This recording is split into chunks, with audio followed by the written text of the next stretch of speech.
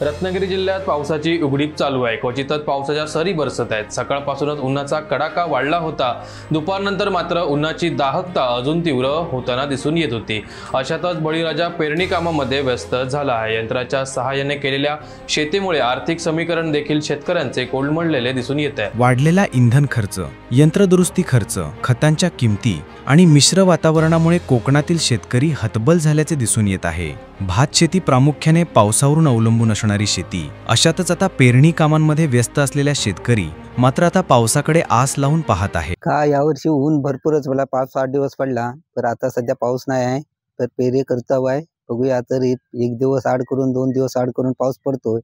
जर पाऊस वेळेवर पडला नाही तर रोप रुजणार नाही आणि आमचे नुकसान होईल।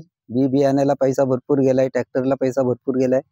पाहूया आता पाऊस पडलाच तरच आमची रोप रुजून येईल आणि चांगली शेती होईल। यंत्राच्या सहाय्याने नांगरणी करताना दिसतंय। आर्थिक खर्च कसा काय याकडे परवडतो? काय विलाजच नाही। शेती आता बैल सुद्धा परवडत नाही, त्यांनी मशीन सुद्धा परवडत नाही। कारण का बैल म्हटलं तर 12 महिने राखण करायला पाहिजे। त्यामुळं आता मशीन असल्यामुळे, ट्रॅक्टर असल्यामुळे जरी कमी माणसं असली तरी काम होतं। त्यामुळे पैसा जातो, पण ती शेवटी शेती करावीच लागते। नाही केली तर तोट्यातला फायदा काय बघून फायदा नाही।